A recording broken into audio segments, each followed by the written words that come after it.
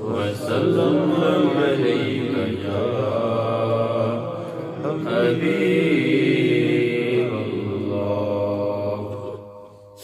Special کیا نکالنا ہے، بہت پیاری منقبت ہے یہ، میرے ساتھ شامل ہو جائے. امداد کن امداد کن امداد کن امداد کن از بندے غم آزاد کن، در دین و دنیا شاد کن، در دین و دنیا شاد کن.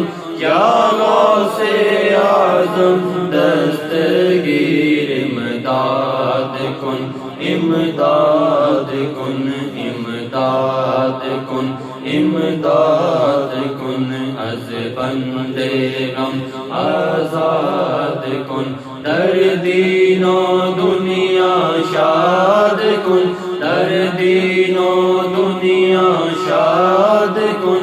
یا غوث اعظم دستگیر امداد کن امداد کن. اسیروں کے مشکل کشا غوث اعظم، اسیروں کے مشکل کشا غوث اعظم، فقیروں کے حاجت روا غوث اعظم.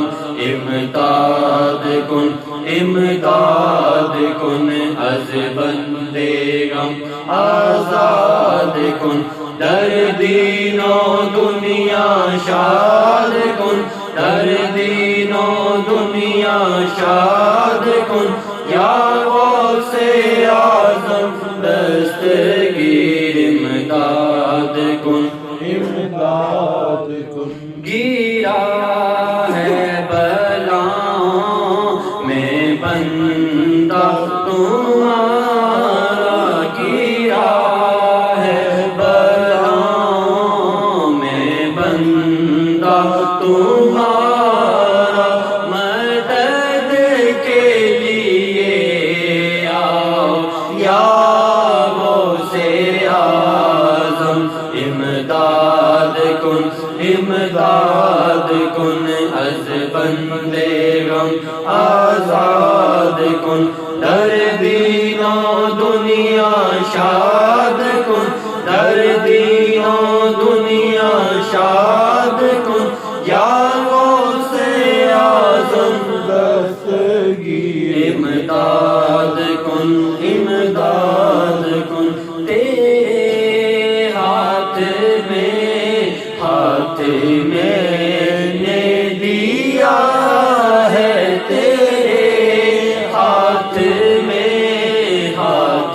میں نے دیا ہے، تیرے ہاتھ ہے لاج یا غوث اعظم. امداد کن امداد کن، از بندے غم آزاد کن، در دین و دنیا شاد کن، در دین و دنیا شاد کن. یا غوث اعظم دستگیر امداد کن امداد کن. مریدوں کو خطرہ نہیں بہرے غم سے، مریدوں کو خطرہ نہیں بہرے غم سے، کہ بیڑے کے ہیں ناخدا غوث اعظم. امداد کن امداد کن، از بندے غم آزاد کن، در دین و دنیا شاد کن، در دین و دنیا شاد کن. یا غوث اعظم دستگیر امداد کن امداد کن. نکالا ہے پہلے تو ڈوبے کنووں کو نکالا ہے پہلے تو ڈوبے کنووں کو اور اب ڈوبتوں کو بچاؤ سے اعظم امداد کن امداد کن از بندے ہم آزاد کن در دین و دنیا شاد کن در دین و دنیا شاد کن یا غوث اعظم دستگیر امداد کن امداد کن از بندے ہم آزاد کن در دین و دنیا شاد کن در دین و دنیا شاد کن یا غوث اعظم دستگیر امداد کن امداد کن.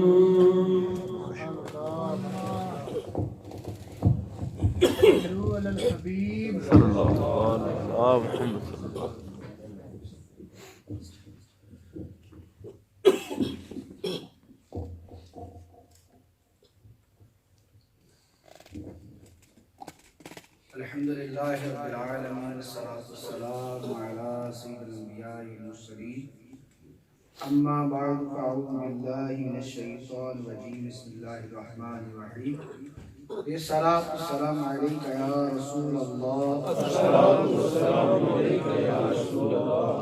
وعلی آلک واصحابک یا حبیب اللہ الصلاة والسلام علیکہ یا نبی اللہ وعلی آلک واصحابک یا نور اللہ نویت سنت الاعتکاف. پیچھے اسلام بھائی جب بھی مسجد میں داخل ہوں یاد آنے پر اعتکاف کی نیت کر لیا کریں کہ جب تک مسجد میں رہیں گے اعتکاف کا ثواب بھی ملتا رہے گا. معراج کے دولہ صلی اللہ تعالی علیہ وسلم کا فرمان عالی شان ہے ان اللہ وکل بقبری ملکا اتاہ اسمع الخلائق فلا يصلی علی احد الى یوم القیامت الا ابلغنی باسمہ و اسم ابیہ ھذا فلان ابن فلان قد صلی علیک. فرمایا کہ بے شک اللہ پاک نے ایک فرشتہ میری قبر پر مقرر فرمایا ہے جسے تمام مخلوق کی آوازیں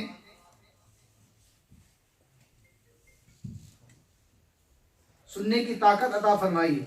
پس یہ قیامت تک جو کوئی مجھ پر درود پاک پڑھتا ہے تو مجھے اس کا اور اس کے باپ کا نام پیش کرتا ہے اور کہتا ہے فلاں بن فلاں نے آپ پر یہ درود پاک پڑھا ہے. صلو علی الحبیب.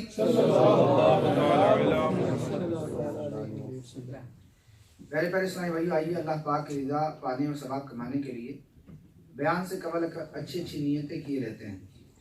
فرمان مصطفیٰ صلی اللہ تعالی علیہ وسلم ہے نیت المؤمن خیر من عملی. مسلمان کی نیت اس کے عمل سے بہتر ہے. بغیر اچھی نیت کے کسی بھی عمل خیر کا ثواب نہیں ملتا. جتنی نیتیں زیادہ ہوں گی اتنا ثواب بھی زیادہ ہوگا.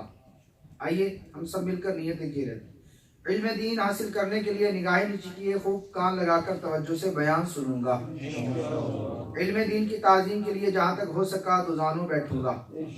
صلو علی الحبیب اذکروا اللہ توبوا الی اللہ وغیرہ سن کر ثواب کمانے اور جواب کمانے کے لیے بلند آواز سے جواب دوں گا. اجتماع کے بعد خود آگے بڑھ کر سلام و مصافحہ اور انفرادی کوشش بھی کروں گا. صلو علی الحبیب صلی اللہ تعالی علی محمد.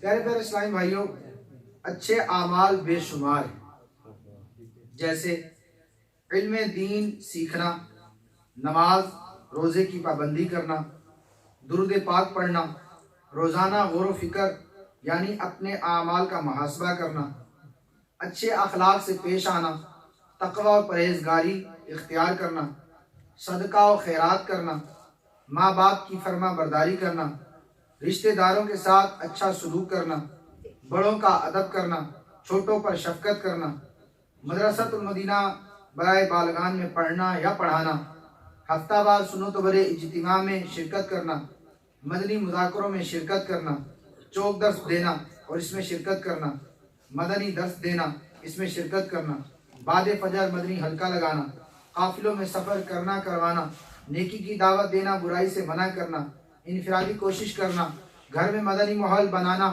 صدائے مدینہ لگانا، اسی طرح گناہوں جیسے جھوٹ، غیبت، چغلی، حسد، بدگمانی، شراب نوشی، بدکاری، سب سے بچنا الغرض اچھے اعمال میں شمار ہیں۔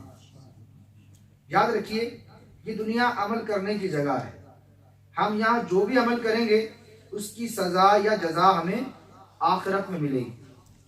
عمل اچھا ہوگا تو اس کی جزا بھی اچھی ہوگی، عمل برا ہوگا تو اس کا نتیجہ بھی برا ہوگا۔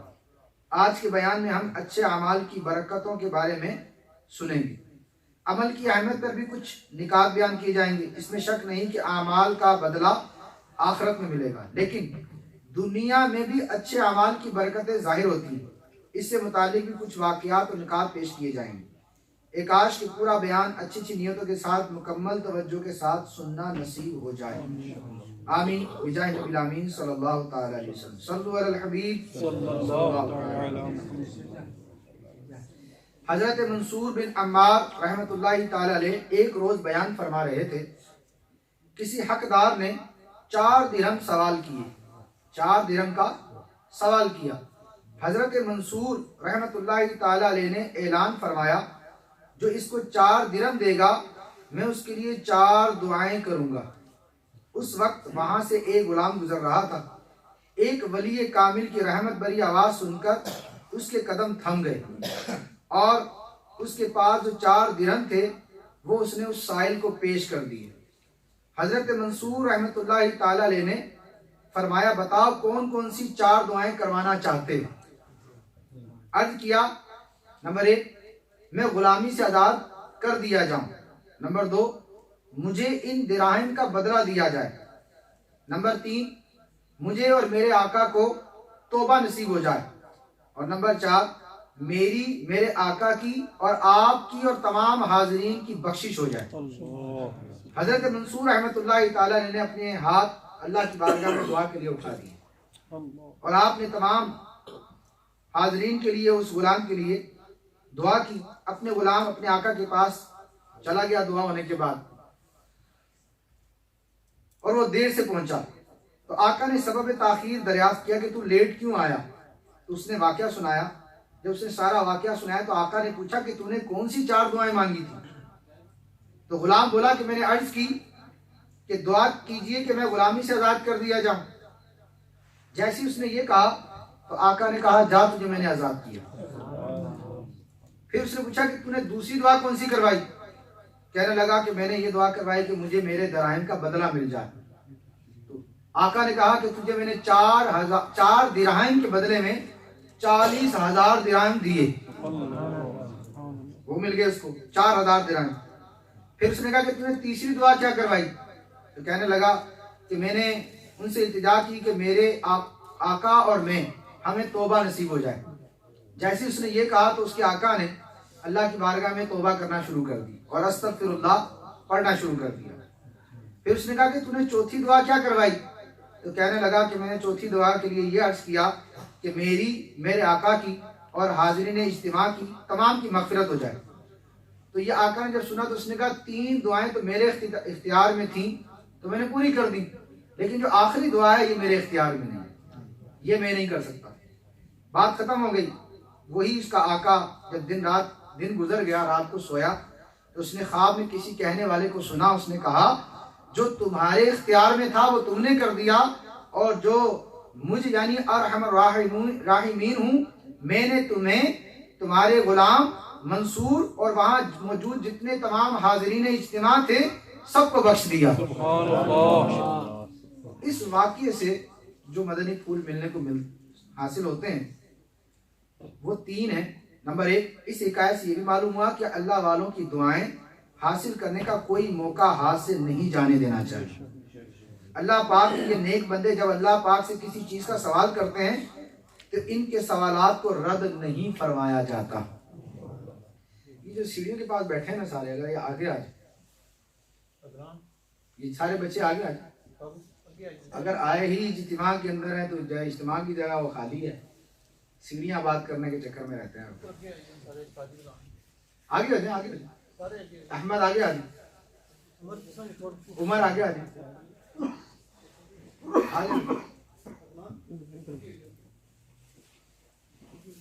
ماشاء اللہ۔ اس طرح جب آپ باتیں کرتے ہیں تو پھر توجہ میری بھی بڑھتی ہے بیان کرتے ہیں۔ آگے آ جاؤ بھائی، اتنے چھپ کے بیٹھے۔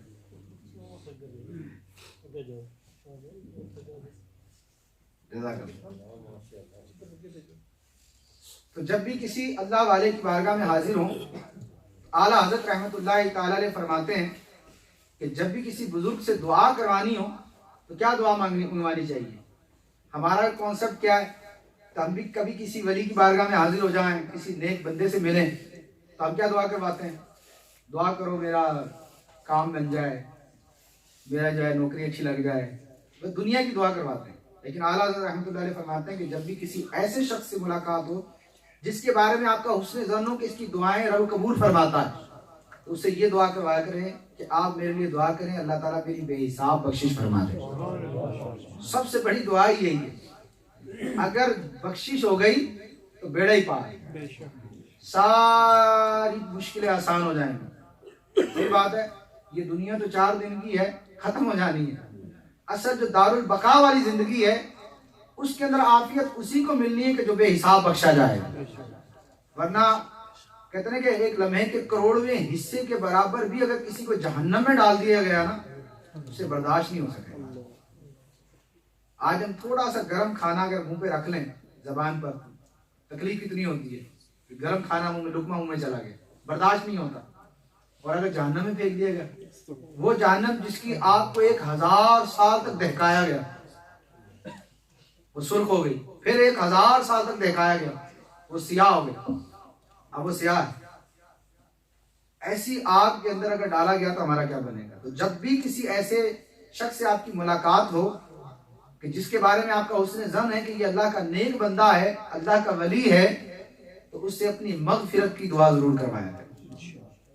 نمبر 2، دوسری بات یہ پتہ چلی کہ بندے کو معلوم ہو یا نہ ہو مگر نیک عمل کی برکتیں ضرور ملتی ہیں۔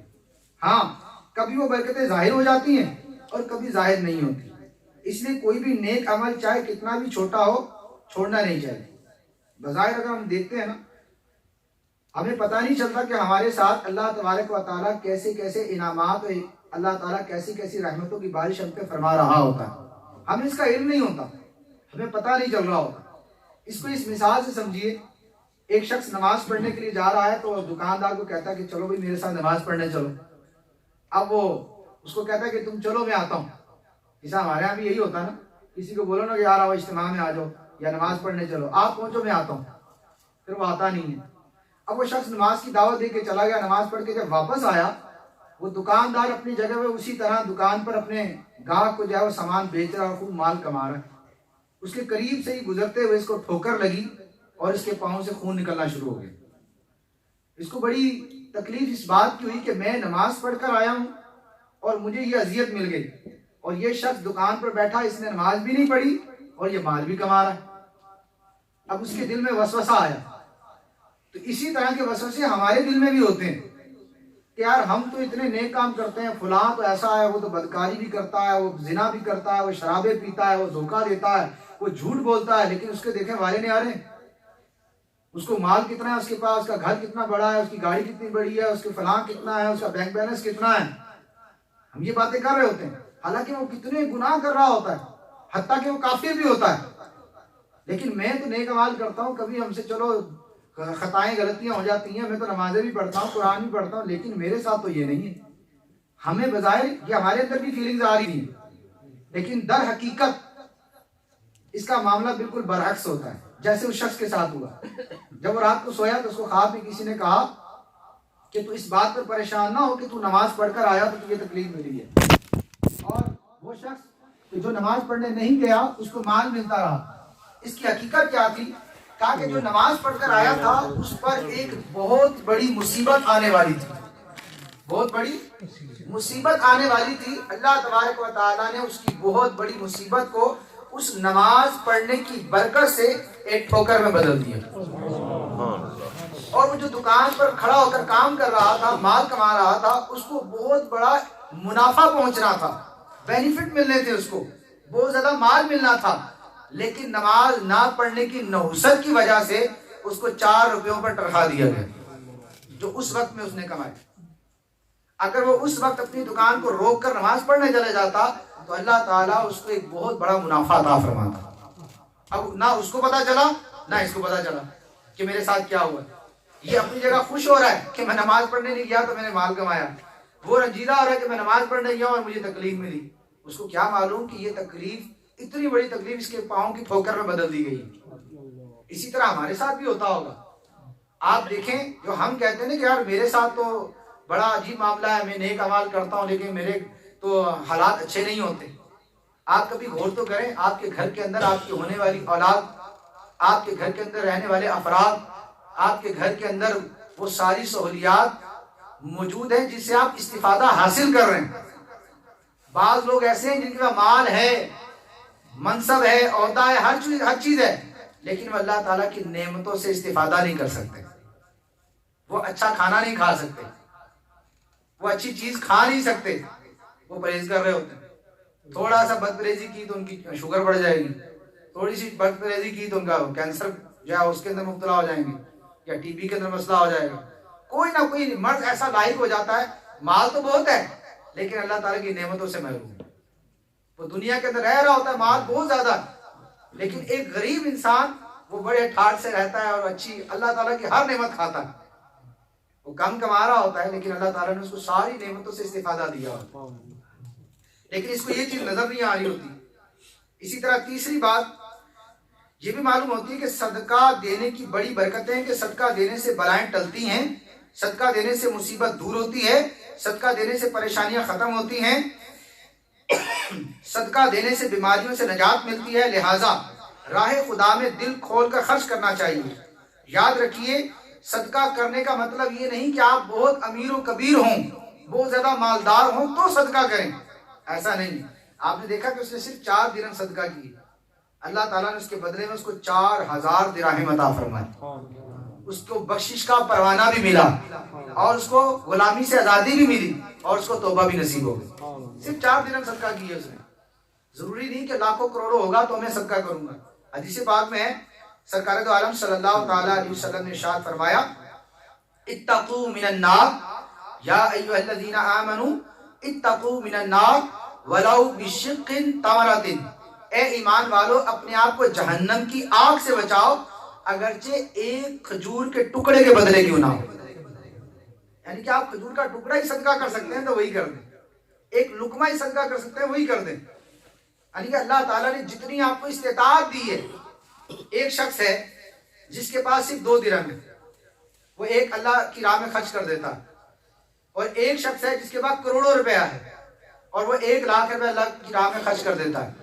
بتائیں کون زیادہ صدقہ کرنے والا افضل ہے؟ جس نے اپنا آدھا مال اللہ کی راہ میں خرچ کر دیا۔ اس کے پاس تھے ہی تو آدھا اس نے اللہ کی راہ میں خرچ کر دیا۔ جس کے پاس کروڑوں ہیں اس نے لاکھ خرچ کیا، تو یہ ایک خرچ کرنے والا اس لاکھ خرچ کرنے والے سے افضل ہے، کیونکہ اللہ تعالیٰ کی بارگاہ میں کوانٹٹی نہیں کوالٹی دیکھی جاتی ہے۔ اخلاص کتنا ہے، اس کے دل کے اندر تقویٰ کتنا ہے، اور یہ صدقہ کرنے کی اس کے اندر اللہ تبارک و تعالیٰ کا قرب پانے کا جذبہ ہے یا دنیا میں واہ واہ کروانے کا جذبہ ہے۔ حضرت محمد بن حسین رحمۃ اللہ علیہ فرماتے ہیں، میں نے حضرت ابو معاویہ اسود رحمۃ اللہ تعالیٰ علیہ کو آدھی رات کے وقت دیکھا کہ آپ مسلسل رو رہے تھے۔ آپ کی زبان مبارک پر یہ نصیحت آموز کلمات جاری تھے، خبردار، جس شخص نے دنیا ہی کو اپنا مقصد بنا لیا، ہر وقت اسے حاصل کرنے میں لگا رہا، تو کل قیامت کے دن اسے بہت زیادہ غم اور پریشانی کا سامنا کرنا پڑے گا۔ جو شخص آخرت میں پیش آنے والے معاملات کو یاد رکھتا ہے اور قیامت کے دن پیش آنے والی سختیوں گھبراہٹوں کو ہر دم پیش نظر رکھتا ہے تو اس کا دل دنیا سے بیزار ہو جاتا ہے۔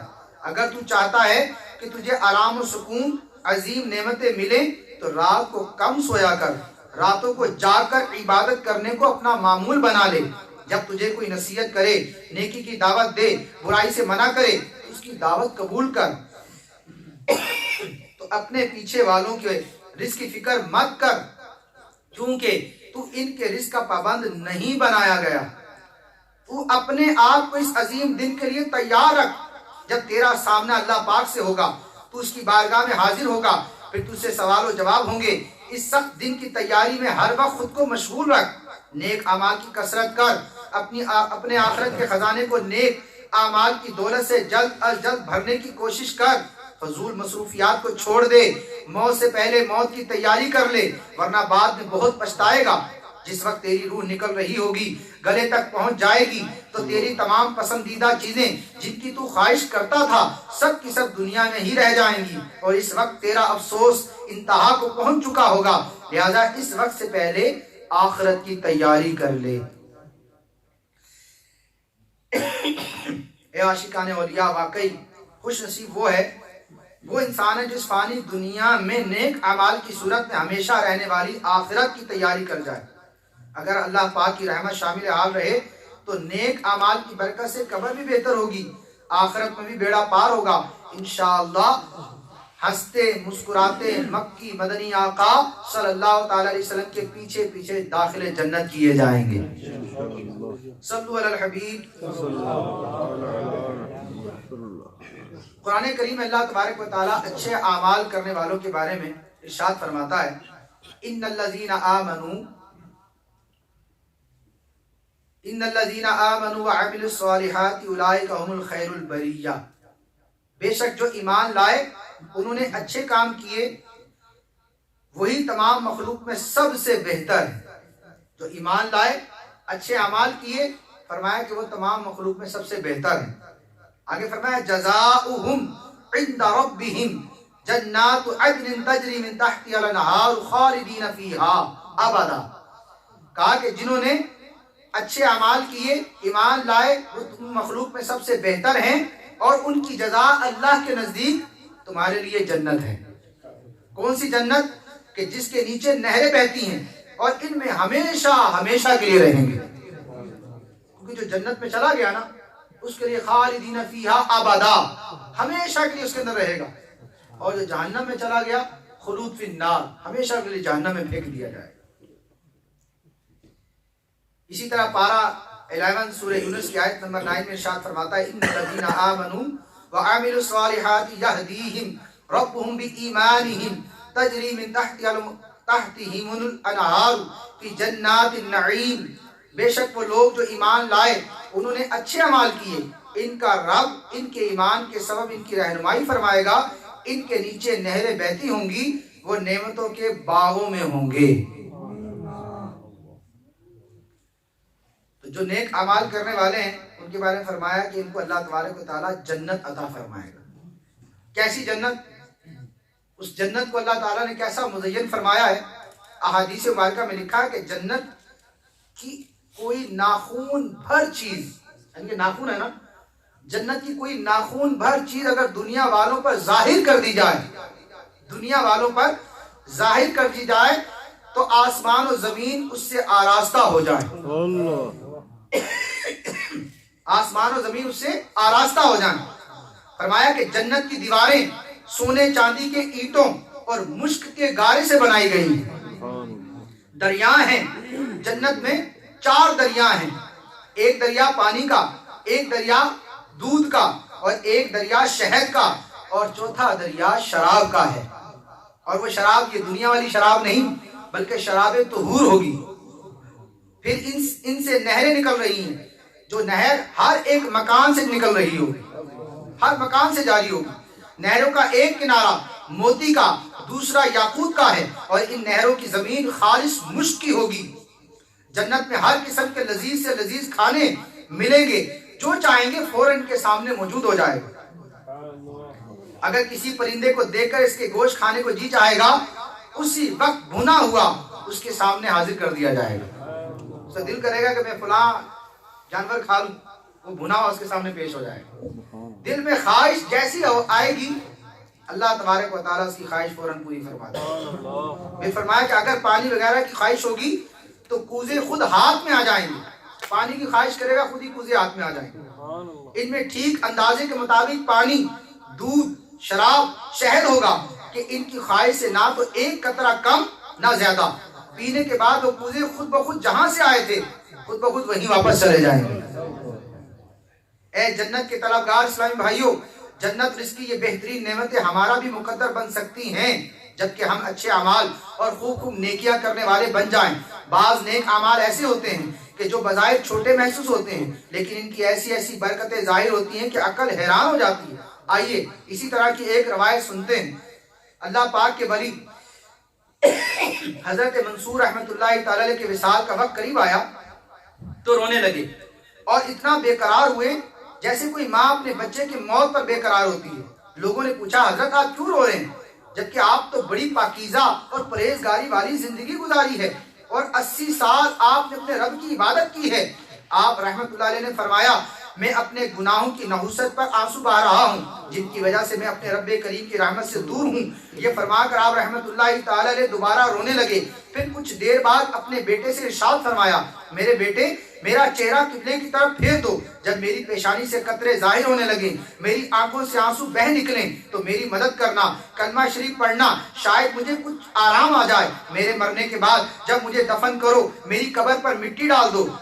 ڈال چکو تو وہاں سے روانہ نہ ہونا, جلدی نہ کرنا وہاں سے نکلنے کی. میری قبر کے سرانے کھڑے ہو کر لا الہ الا اللہ محمد رسول اللہ پڑھنا کہ اس سے مجھے منکر نکیر کے سوالوں کا جواب دینے میں آسانی ہو سکتی ہے. اس کے بعد ہاتھ اٹھا کر یہ دعا کرنا اے مالک یہ تیرا بندہ ہے, اس نے جو گناہ کیے سو کیے, اگر تو اسے عذاب دے تو یہ اسی کا حقدار ہے, اگر تو اسے معاف کر دے تو یہ تیری شایان شان ہے. پھر مجھے الوداع کہتے ہوئے واپس پلٹ آنا. آپ رحمت اللہ تعالی علیہ کے انتقال کے بعد بیٹے نے آپ رحمت اللہ علیہ کی وصیتوں پر عمل کیا. پھر اس نے دوسری رات خواب میں آپ رحمت اللہ تعالی علیہ کو دیکھا تو پوچھا ما فعل اللہ بکا, ابا جان آپ کا کیا حال ہے؟ جواب دیا میرے بیٹے معاملہ تو اتنا مشکل اور سخت تھا کہ تصور بھی نہیں کر سکتا تھا کہ جب میں اپنے رب کریم کی بارگاہ میں حساب کے لیے کھڑا ہوا تو اس نے فرمایا میرے بندے بتا میرے لیے کیا لے کر آیا؟ میں نے عرض کی یا اللہ 60 حج لایا ہوں. جواب ملا ان میں سے ایک بھی قبول نہیں ہوا.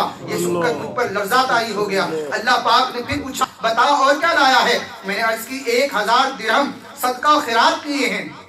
ارشاد فرمایا ان میں سے ایک بھی درہم تیرا قبول نہیں کیا گیا. میں نے کہا اے رب پھر تو میں ہلاک ہو گیا, اب میرے لیے تباہی و بربادی ہے. تو رب کریم نے ارشاد فرمایا کیا تجھے یاد ہے ایک مرتبہ تو نے اپنے گھر سے باہر کہیں جا رہا تھا کہ راستے میں تو نے ایک کانٹا دیکھا اور لوگوں کو تکلیف سے محفوظ رکھنے کی نیت سے وہ کانٹا راستے سے ہٹا دیا تھا.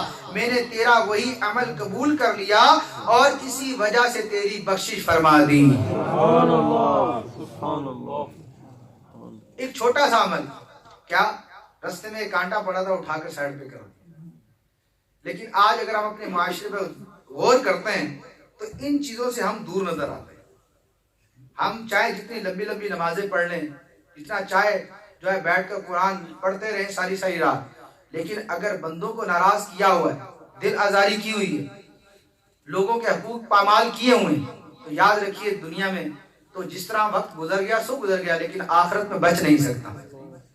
سرکار علیہ الصلوۃ والسلام کی بارگاہ میں اس طرح کے بہت سارے سوال کیے گئے کہ فلاں عورت ہے جو نماز روزہ سب کچھ کرتی ہے لیکن اس کی زبان سے اس کے پڑوسی محفوظ نہیں. آپ نے فرمایا کہ وہ جہنمی ہے. اور ایک عورت ایسی ہے کہ جو نیک اعمال تو نہیں کرتی لیکن اس کے اخلاق سے سارے کے سارے متاثر ہیں. تو آپ نے فرمایا اس کے نیک اخلاق جو ہیں اس کو نیک عبادت کی طرف بھی لگا دیں گے. یعنی کہ حسن اخلاق انسان کے اندر اگر ہو تو وہ دنیا میں بھی محفوظ رہتا ہے اور مرنے کے بعد بھی محفوظ ہوگا. لیکن آج ہم اس پر غور کریں تو اس چیز کا ہم لحاظ ہی نہیں کرتے. ہمارے آپ دیکھیں گے گلیوں کے اندر یعنی کہ کانٹا پڑا ہو تو دور کر دے رستے سے. ہمارے یہاں تو کوئی اینٹ پڑی ہو نا تو ہم اس کو اور بیچ میں کر دیتے ہیں. میرے پاؤں کے نیچے نہیں آنی چاہیے, دوسرے کے چاہے آ جائے. رستے تنگ کر دیتے ہیں، جبکہ ایمان کے 70 شعبے ہیں، ان میں سے آخری شعبہ کون سا ہے کہ کسی رستے سے گری ہوئی چیز اٹھا کر دور کر دینا تاکہ گزرنے والوں کو تکلیف نہ ہو۔ یہ ایمان کے شعبوں میں سے ایک شعبہ ہے، لیکن ہمارے اندر یہ چیز نہیں پائی جاتی۔ اکثر ایسا دیکھا جاتا ہے کہ ہم دوسروں کے جو ہے وہ رکاوٹیں دور کرنے کے بجائے مزید رکاوٹیں پیش کر رہے ہوتے ہیں۔ کوئی اگر کوئی کام کر رہا ہو تو اس کے اندر رکاوٹیں پیش کرنے، رکاوٹیں لانے کی کوشش کر رہے ہوتے ہیں۔ تو کوشش کریں کہ اپنے آپ کو اس طرح کا بدلیں کہ ایسا نہ ہو کہ ہم بظاہر نیک اعمال کرنے والے ہوں، نیکیاں کرنے والے ہوں، لیکن دوسروں کو تکلیف پہنچانے کے سبب کل بروز قیامت ہمیں جہنم میں پھینک دیا جائے۔ اللہ تعالیٰ ہم سب کو محفوظ فرمائے۔ آمین۔ اللہ تعالیٰ اخلاص سے کیے جانے والے نیک اعمال کی برکت سے بندہ بڑی بڑی مصیبتوں سے بچ جاتا ہے۔ اچھے اعمال کی برکت سے اللہ پاک کی رضا حاصل ہوتی ہے۔ اب جو اچھے اعمال کرتا رہتا ہے اسے اللہ تبارک و تعالیٰ کی رضا بھی حاصل ہوتی ہے۔ اچھے اعمال کی برکت سے جنت کی نعمتیں نصیب ہوتی ہیں۔ اچھے اعمال کی برکت سے عذاب قبر و حشر سے نجات ملتی ہے۔ اچھے اعمال گناہوں کی مغفرت کا ذریعہ ہیں۔ اچھے اعمال رحمت الہی اترنے کا سبب ہیں۔ اچھے اعمال بدلے دنیا اور آخرت میں اچھا بدلہ ملتا ہے۔ اچھے اعمال قبر میں اچھی اور پیاری شکل اختیار کر کے آئیں گے، آرام و سکون کا باعث بنیں گے۔ اچھے اعمال کی وجہ سے انسان لوگوں میں اچھا پہچانا جاتا ہے۔ اچھے اعمال کی وجہ سے عمر میں اضافہ ہوتا ہے۔ اچھے اعمال کرنے میں دنیا اور آخرت کی سلامتی ہے۔ اچھے اعمال مزید اچھے اعمال کی توفیق کا سبب بنتا ہے۔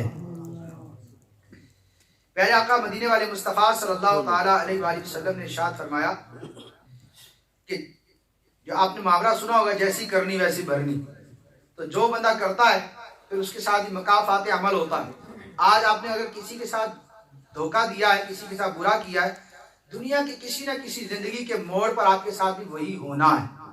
اس کو مکافات عمل کہتے ہیں۔ اور ماں باپ تو اکثر یہ آپ کہاوتیں اپنے بچوں کو سناتے رہتے ہیں، بیٹا آج تو میرے ساتھ ایسے کر رہا ہے، کل تیری اولاد بھی تیرے ساتھ ایسے ہی کرے گی۔ یہ صرف یہیں فٹ نہیں آتا، یہ دنیا کے ہر جو ہے نا اس میں یہ محاورہ فٹ آ جائے گا۔ اگر آپ کسی مسلمان کو دھوکہ دے رہے ہیں تو آپ کو بھی کہیں نہ کہیں دھوکہ دینے والا شخص مل جائے گا۔ اگر آپ نے کسی کے ساتھ زیادتی کی ہے تو کل کسی نہ کسی موڑ پر آپ کے ساتھ بھی زیادتی کی جائے گی، کیونکہ سرکار دو عالم صلی اللہ تعالیٰ علیہ وسلم نے ارشاد فرمایا البر لا یبلا والاثم لا ینسا والدیان لا یموت فکن کما شئت کما تدین تدان، یعنی نیکی پرانی نہیں ہوتی، گناہ بھلایا نہیں جاتا، جزا دینے والا کبھی فنا نہیں ہوگا، لہذا جو چاہو بن جاؤ، تم جیسا کرو گے ویسا بھرو گے۔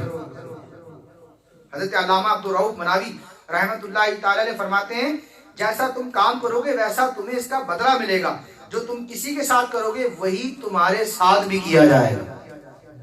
یا عاشقان رسول، ہمیں چاہیے کہ کسی کو تکلیف نہ دیں، کسی کی چیز نہ چرائیں، کسی کی چیز بلا اجازت شرعی قبضہ نہ کریں، کسی کو دھوکہ نہ دیں، کسی پر جھوٹا الزام نہ لگائیں، کسی کا قرض نہ دبائیں، کسی کی گھریلو زندگی خراب نہ کریں، کسی کے بارے میں بدگمانیاں نہ پھیرائیں، کسی کا دل نہ دکھائیں، کسی کی پیٹھ پیچھے برائیاں نہ کریں، کسی کا مذاق نہ اڑائیں، کسی سازش کر کے کسی کی ترقی میں روڑے نہ اٹکائیں، کسی کی برائیاں لوگوں میں پھیلا کر اسے بدنام نہ کریں، کیونکہ آج ہم کسی کے ساتھ جیسا سلوک کریں گے کل وہی ہمارے ساتھ بھی سلوک کیا جائے گا۔ اس کے بجائے اگر ہم ہر ایک کی عزت کا تحفظ کریں گے، ہر امانت کا تحفظ کریں گے اور وقت پر واپس لوٹائیں گے، ہر ایک سے سچ بولیں گے، ہر ایک کا احترام کریں گے، ہر ایک کے بارے میں اچھا گمان رکھیں گے، ہر ایک کی خیر خواہی کریں گے، تو کچھ بعید نہیں کہ ہم سے بھی ہر ایک یہی برتاؤ کرنے لگے۔ یاد رکھیے، جس طرح برا عمل بندے پر برائی کے دروازے کھول دیتا ہے، اسی طرح اچھا عمل اچھائی کی کئی صورتیں بنا دیتا ہے، اور آخر کار اچھے عمل کی جزا ضرور ملتی ہے۔ جیسی کرنی ویسی کرے، جو بندہ دنیا میں کرے گا یا تو اس کا بدلہ دنیا میں دے دیا جائے گا، اگر دنیا میں نہیں تو آخرت میں دیا جائے گا۔ یہاں تک فرمایا گیا کہ ایک سینگ والی بکری اور بغیر سینگ والی بکری کل بروز قیامت سے بدلہ دیا جائے گا جس نے اس کو مارا ہو۔ یہ تو پھر انسان ہے، ہاں تو جانوروں کو بھی دیا جائے گا۔ سینگ والی بکری نے اگر بغیر سینگ والی کو مارا ہوگا، اگر دنیا میں ہم معاف کرنے والے بنے، دنیا میں اچھائی کرنے والے بنے، تو اس کی جزا میں کل بروز قیامت میں ملے گی۔ ایک شخص بہت ہوا تو اس سے کسی نے پوچھا ما فعل اللہ بیکا، تیرے ساتھ کیا معاملہ ہوگا؟ اس نے کہا کہ دنیا میں کوئی اچھے اعمال تو نہیں تھے، لیکن ایک بار میری بیوی نے مجھے کھانا بنا کر دیا تو کھانے میں نمک زیادہ ڈال دیا. جب کھانا کھایا تو نمک بہت زیادہ تیز تھا. مجھے بہت غصہ آیا. دل تو کیا کہ میں اس کے ساتھ جو ہے کوئی اس طرح کا کام کروں, اس کو ماروں, لیکن جب وہ آئی تو میں نے اس نیت سے اس کو چھوڑ دیا, معاف کر دیا.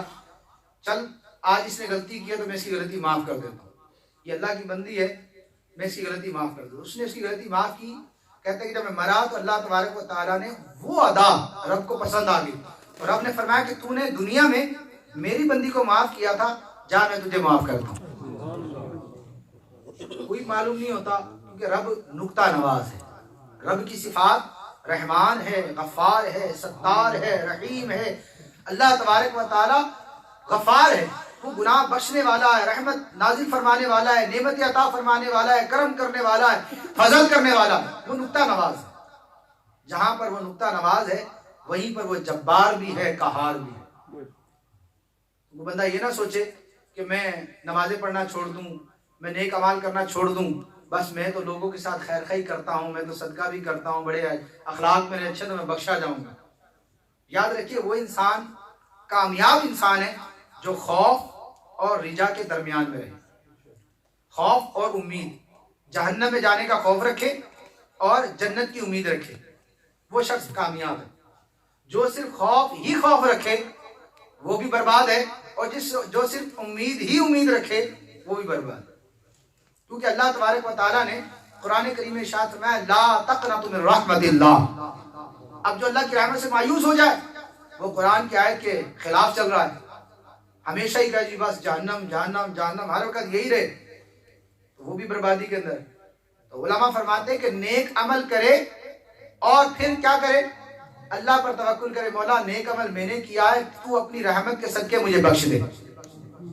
بخشش اللہ کی رحمت سے مانگے اور اپنا نیک عمل اللہ کے لیے کرے. کیونکہ نیک عمل تو ابو منصور رحمۃ اللہ علیہ نے فرمایا نا کہ میں 60 حج لے کے آیا تھا, 1000 درہم صدقہ کیے, آپ نے فرمایا کچھ بھی قبول نہیں ہوا.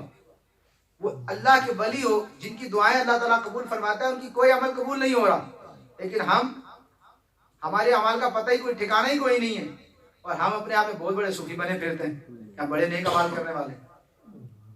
تو کوشش کریں کہ ایسا نہ ہو کہ اپنے ذہن میں ہم یہ بات بٹھا لیں کہ میں بہت نیک بندہ ہوں, کیونکہ اللہ کے سوا کوئی نہیں جانتا کون کس مقام پر ہے, اور رب جانتا ہے, یا رب کا وہ بندہ جانتا ہے جو یہ عمل کر رہا ہے, اس کو تو پتا ہے کہ میں کس پانی میں ہوں. ہمیشہ کبھی کسی کے ساتھ بدگمانی نہ کریں, کبھی کسی کے خلاف بات نہ کریں, کیونکہ اللہ تبارک و تعالیٰ کے نزدیک کون کیا مرتبہ رکھتا ہے کوئی نہیں جانتا. بظاہر ایک بالکل آپ کو ایسا عجیب سا نادار سا شخص نظر آ رہا ہوگا, لیکن وہ اللہ کی بارگاہ میں بلند مرتبہ رکھنے والا ہوگا. آپ کو کیا معلوم, گدڑی کا لال جس کو بولتے ہیں, آپ کو کیا معلوم. حدیث پاک میں ہے کہ پرا گندہ حال ہوں گے, بال بکھرے ہوں گے, لیکن جب اللہ کی بارگاہ میں قسم اٹھا لیں تو اللہ تعالیٰ ان کی دعائیں قبول فرما لیتا ہے. نشانی کیا بیان کی, پرا گندہ حال ہوں گے, بال بکھرے ہوں گے, لیکن اللہ کی بارگاہ میں جب وہ ہاتھ اٹھا لیتے ہیں تو اللہ تعالیٰ ان کی دعائیں قبول فرماتا ہے. یہ نہ سوچیں کہ میں نے بہت اچھا سوٹ پہنا ہے, میں بہت اچھا جو ہے خوشبو لگا کر آیا ہوں, تو میں ہی پوری مخلوق میں سب سے نیک انسان میں ہی. اللہ کی بارگاہ میں کون مقبول ہے ہمیں معلوم.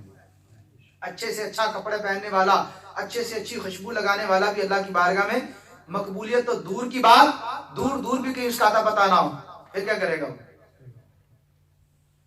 تو ان چیزوں پر کبھی گھمنڈ نہ کریں کہ میرے پاس مال ہے, متاع ہے, میرے پاس عہدہ ہے, لوگ میری واہ واہ کرتے ہیں, میری جو ہے اخلاق بڑے اچھے ہیں, میری زبان بڑی میٹھی ہے. اصل چیز تو وہی ہے جو رب کی بارگاہ میں مقبول ہے. خوف بھی رکھے اور امید بھی رکھے. ہمیشہ اپنے اندر یہ دونوں چیزیں رکھیں گے تو انشاءاللہ کامیابی ملے گی. جہنم کا خوف, جنت کی امید, انشاءاللہ بیڑا پار. جب جہنم کا خوف ہوگا تو نیک اعمال کرے گا, اور جنت کی امید ہوگی تو اللہ کی بارگاہ میں توبہ کرتا رہے گا. تو توبہ کرنے کی توفیق تبھی ملتی ہے جب امید ہو. جب بندے کو امید ہی نہ ہو تو وہ توبہ کرتے ہی نہیں, کیونکہ اس کو ہے ہی ایک ہی چیز, خوف. تو کہنا ہے کہ ایک شخص آیا سرکار کی بارگاہ کے اندر کہ میں نے اتنے گناہ کیے ہیں کہ اگر زمین و آسمان بھی بھر دیے جائے تو وہ بھی کام ہے. لیکن میرے آقا علیہ الصلوۃ والسلام نے فرمایا التائب من الذنب کمن لا ذنب لہ, کہ گناہوں سے توبہ کرنے والا ایسا ہے جیسے اس نے گناہ کیے ہی نہیں. سبحان اگر سمندر کے جھاگ کے برابر بھی تیرے گناہ ہو جائیں اور تو نادم ہو کر رب کی بارگاہ میں حاضر ہو جائے تو اللہ تعالیٰ تیری توبہ قبول فرما لے.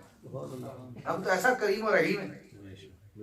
تو اللہ تعالیٰ کی بارگاہ میں نیک اعمال کرتے رہیں. اللہ تبارک و تعالیٰ کی جو ہے مقبولیت اور قرب پانے کی کوشش کرتے رہیں. اس کا بہترین طریقہ اچھی صحبت ہے. اچھی صحبت جب رہتی ہے تو انسان جو ہے کہتے ہیں کہ دوست وہ جس کو دیکھ کر خدا یاد آ جائے. آپ کی گیدرنگ کس کے ساتھ ہونی چاہیے؟ جن کو دیکھ کر آپ کو نماز پڑھنا یاد آ جائے, جن کو دیکھ کر آپ کو نیک اعمال کرنا یاد آ جائے, صدقہ کرنا یاد آ جائے, آپ کو اجتماع میں جانا یاد آ جائے, آپ کو درود پاک پڑھنا یاد آ جائے. ایسی گیدرنگ ہونی چاہیے. دوست وہ جس کو دیکھ کر اللہ یاد آ جائے. تو ہم اپنی گیدرنگ پہ غور کریں کہ ہم کیسے لوگوں کے ساتھ رہتے ہیں. کیا ہماری گیدرنگ ایسی ہے کہ جن کے ساتھ رہ کر ہمیں اللہ کی معرفت ملتی ہے, اللہ تبارک و تعالیٰ کا قرب ملتا ہے, نمازوں کا جذبہ ملتا ہے, قرآن کا ذوق ملتا ہے, نیکیوں کی توفیق ملتی ہے, قرآن کا جو ہے حلاوت ملتی ہے. کیا ایسی گیدرنگ ہے ہماری؟ اگر ایسی نہیں ہے تو یاد رکھیے کل قیامت کے اندر اللہ تعالیٰ قرآن کریم میں ارشاد فرماتا ہے کہ ساری دوستیاں ختم ہو جائیں گی. اخلاء یومئذ, ساری دوستیاں قیامت کے دن ختم ہو جائیں گی الا المتقین, مگر جن کی دوستی کی بنیاد تقوی پر ہوگی ان کی دوستی کل قیامت بھی باقی رہے گی. تو دنیا کے مفاد کے لیے دوستیاں نہ کی جائیں کہ اس نے میرا کام کر دیا تو دوست ہے, اس نے میرے ساتھ یہ منافع دے دیا تو میرا دوست ہے. ہم آج کل دوستیاں ایسی ڈھونڈتے ہیں جن کی دوستی کی بنیاد تقوی پر ہوگی, تقوی کے پر, کہ یہ دوست میرا اس لیے ہے کہ یہ عالم ہے, یہ دینی مسائل جاننے والا ہے, یہ نیک اعمال کرنے والا ہے, یہ اللہ تبارک و تعالیٰ کا قرب پانے والا ہے. اس نیت سے اس کے ساتھ دوستی رکھی جائے تو وہ دنیا میں بھی فائدہ پہنچائے گی اور مرنے کے بعد بھی فائدہ پہنچائے گی. حدیث پاک میں سرکار علیہ السلام نے ارشاد فرمایا کہ بعض لوگ اللہ تعالیٰ کی بارگاہ میں حاضر ہو کر کہیں گے یصلون معنا یحبون معنا ویصومون معنا, یا اللہ تو نے ہمارے دوست کو جہنم میں پھینک دیا کہ جو ہمارے ساتھ روزے رکھتا تھا, ہمارے ساتھ نمازیں پڑھتا تھا, ہمارے ساتھ محبت کرتا تھا. تو اللہ تعالیٰ ارشاد فرمائے گا تم اپنے دوست کی پہچان کر کے اپنے ساتھ جنت میں لے جاؤ. یہ وہ دوست ہیں کہ جن کی دوستی کی بنیاد تقوی پر ہوگی. ان کا دنیا سے کوئی لینا دینا نہیں ہے, کوئی ان کی تجارت نہیں ہے, کوئی لین دین نہیں ہے, صرف آپس میں محبت. جس میں کہ آپ ماشاءاللہ یہاں سارے آئے ہوئے ہیں تو یہاں آنے کا مقصد جس نے بھی دعوت دی ہوگی وہ آپ کا دوست ہی ہوگا. اس نے کہا ہوگا یار اجتماع ہے, آپ نے آنا ہے, تو آپ کو جو دعوت دے رہا ہے آپ کو یہاں آنے سے ایسا تو نہیں ہے کہ آپ یہاں آئیں گے تو اس کو 50 پاؤنڈ مل جائیں گے. آپ کی یہاں آنے سے اس کو خوشی ہوگی کہ یار میرا دوست اجتماع میں آ گیا, میرا رشتہ دار اجتماع میں آ گیا, میرا فلاں پڑوسی اجتماع میں آ گیا, میرا جانے والا اجتماع میں آیا. چلو اگر یہ کوئی بات سنے گا تو اس کے اندر بھی نیکیوں کا جذبہ پیدا ہوگا. یہ جو اس کا ملاقات ہے, یہ جو اس کا ملنا ہے, یہ تقوی کی بنیاد پر ہے. یہ تقوی کی بنیاد پر کل بروز قیامت بھی یہ کام آئے گا اور دنیا میں بھی کام آ رہا ہے. تو کوشش کریں گے انشاءاللہ کہ ہم اپنی صحبت, اپنی گیدرنگ اچھی رکھیں گے. اچھی گیدرنگ رکھیں گے تو انشاءاللہ دنیا میں بھی بیڑا پار ہوگا اور آخرت میں بھی بیڑا پار ہوگا. نیک اعمال کا جذبہ پانے کے لیے ایک بہترین عمل ہے اپنے اندر دوبارہ سے نیکیوں کا جذبہ کرنا ہے, ریوائز کرنے کے لیے. نمازوں کا جذبہ ریوائز ہو جائے, ہمارے نیکیاں کرنے کا جذبہ پیدا ہو جائے. بندہ انسان سست ہو جاتا ہے, تھوڑی ریویژن ہو جاتی ہے, اس کے اندر چارجنگ ہو جاتی ہے. چارجنگ کے لیے الحمدللہ دعوت اسلامی ہر ماہ 3 دن کا مدنی قافلہ ہمارا سفر کرتا ہے. جب آپ 3 دن تک مسجد کے اندر رہتے ہیں, اب یاد رکھیے کہ مسجد میں وہی جاتا ہے. آپ دنیا میں بھی کسی کے گھر جانا چاہیں نا, مہمان بننا چاہیں تو آپ مہمان نہیں بن سکتے جب تک اس مہمان کی آپ کو اجازت نہیں ہوگی گھر آنے کی. آپ فون کرتے ہیں نا یار ہم آپ کے گھر آ رہے ہیں, وہ کہتا ہے نہیں جی میں تو کہیں اور جا رہا ہوں, اسی اس میں نہ آنا ایسا نہ آنا. مہمان کہتے میزبان کہتے بھی نہیں آنا تو پھر آپ تو نہیں جا سکتے نا. ہاں میزبان کہتا ہے جی موسٹ ویلکم, آپ ضرور آئیں, آپ سے تو ہم بڑی محبت کرتے ہیں, آپ ضرور ہمارے گھر آئیں, ہمیں شرف بخشیں, ہم آپ کی خدمت کریں گے. پھر آپ خوشی خوشی جاتے ہیں. تو دنیا کا بھی یہ دستور ہے کہ جب تک میزبان اجازت نہ دے تو مہمان آتا نہیں. تو یہ رب کا گھر ہے, رب کی اجازت کے بغیر کوئی آ سکتا ہے؟ اب جو مدنی قافلے میں 3 دن کا جا کے مہمان بن جاتا ہے, بتائیں اللہ تعالیٰ کی کتنی اس پر رحمتیں نازل ہوتی ہوں گی. سب سے بڑی اپرچونٹی کیا ہے کہ اس کو اللہ تعالیٰ کا قرب مل رہا ہے, رب کے گھر میں رہنا نصیب ہوتا ہے. وہ تہجد ادا کرتا ہے, اشراق و چاشت پڑھتا ہے, مدنی حلقے کے اندر بیٹھتا ہے, تلاوت قرآن کرتا ہے, نماز کے مسائل سیکھتا ہے, با جماعت 5 نمازیں پڑھتا ہے, نوافل ادا کرتا ہے, سورہ ملک کی تلاوت سنتا ہے.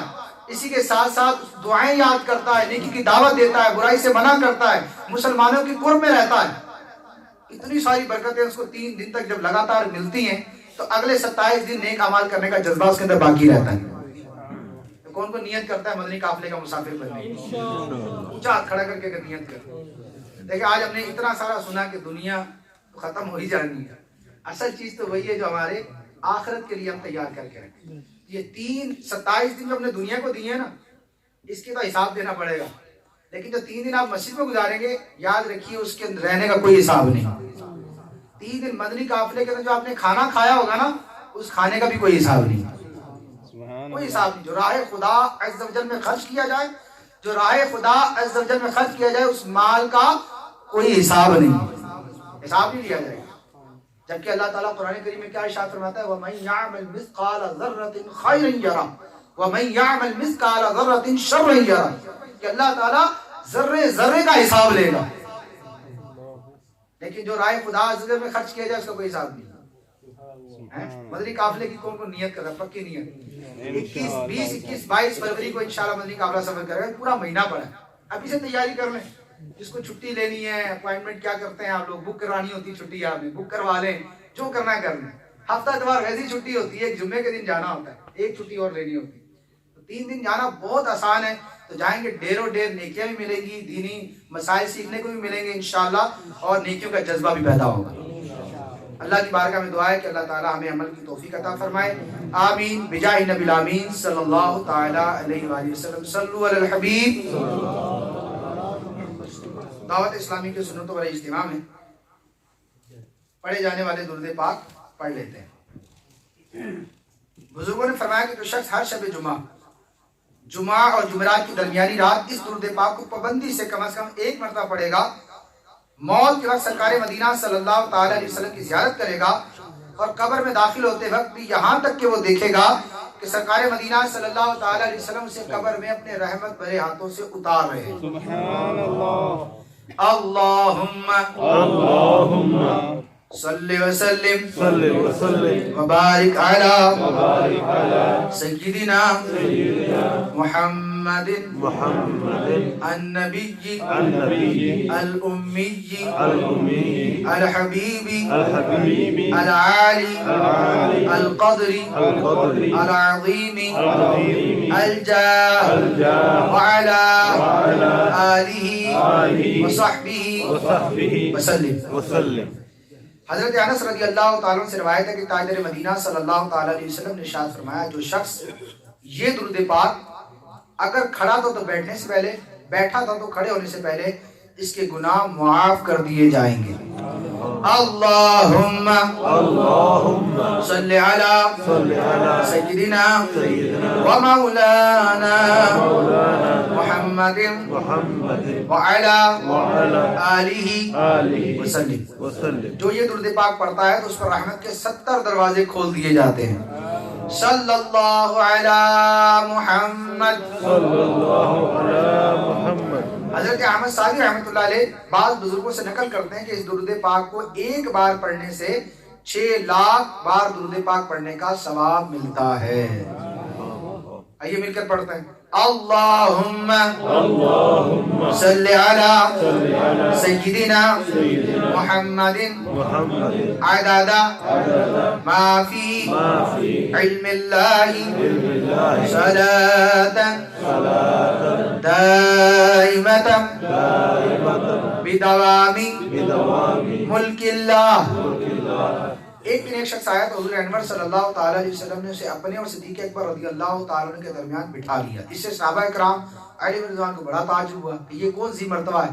جب وہ چلا گیا تو سرکار دو عالم صلی اللہ تعالی علیہ وسلم نے ارشاد فرمایا کہ تم جانتے ہو کہ یہ کون ہے؟ آپ نے ارشاد فرمایا کہ جب یہ مجھ پر درود پاک پڑھتا ہے تو یوں درود پاک پڑھتا ہے، اللہم صلی علی محمد کما تحب وترضى لہ۔ رسول اکرم صلی اللہ تعالی علیہ وسلم کا فرمان علی شان ہے، جو شخص یوں مجھ پر درود پاک پڑھے اس پر میری شفاعت واجب ہو جاتی ہے. اللہم صلی علی محمد انزلہ مقعد المقرب عندک یوم القیامہ. حضرت ابن عباس رضی اللہ تعالیٰ سے روایت ہے کہ سرکار مدینہ صلی اللہ تعالیٰ علیہ وسلم نے ارشاد فرمایا اس درود پاک کو پڑھنے والے کے لیے 70 فرشتے 1000 دن تک نیکیاں لکھتے ہیں. جزا اللہ عنا محمد ما ہوا اہلو. فرمان مصطفیٰ صلی اللہ تعالی علیہ وسلم جس نے اس دعا کو 3 مرتبہ پڑھا گویا اس نے شب قدر حاصل کر لی. لا الہ الا اللہ الحلیم الکریم سبحان اللہ رب السماوات السبع ورب العرش العظیم. لا الہ الا اللہ الحلیم الکریم سبحان اللہ رب السماوات السبع ورب العرش العظیم. لا الہ الا اللہ الحلیم الکریم سبحان اللہ رب السماوات السبع ورب العرش العظیم. صلو علی الحبیب. صلی اللہ علیہ محمد صلی اللہ. سلام کی سنت اور آداب چند